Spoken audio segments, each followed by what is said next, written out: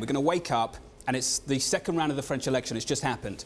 And Marine Le Pen has been voted the president of France. My question to you is as follows. The first phone call that you make, the first thing that you do on that result, what is it?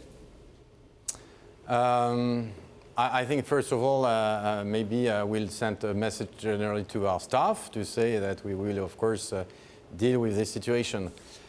But let's not speculate, if you wish. We should keep in mind that we are 50 days from the elections. It's a long term in politics.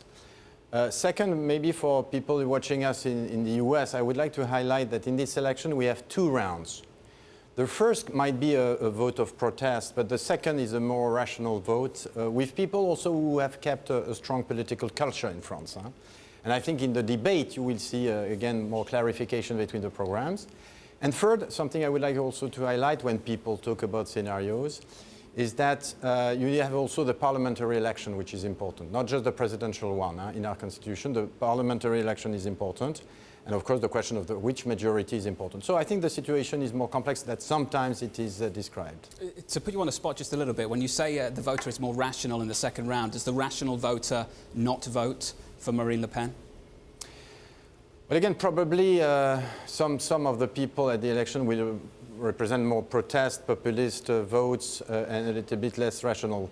Let's keep in mind that people, first of all, in France remain supportive of the European construction and Eurozone, for example. And this will come into the debate with more explanation on what would be the consequences of such or such scenario.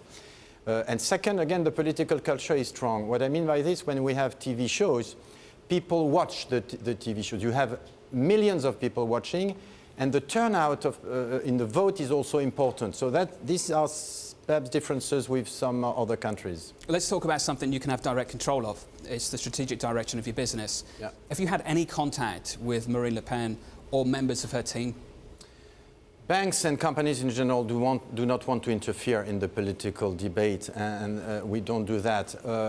What we do, if you wish, is again stick to our strategic agenda, as you said.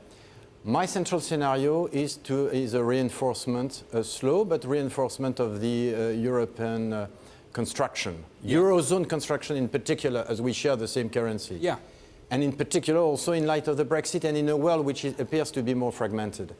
There is again support for that in France overall, the majority of the people support of that, and we see there opportunities as banks. Well, it's intriguing for many people that many large financial firms, including those in the United States, have met with members of Marine Le Pen's team.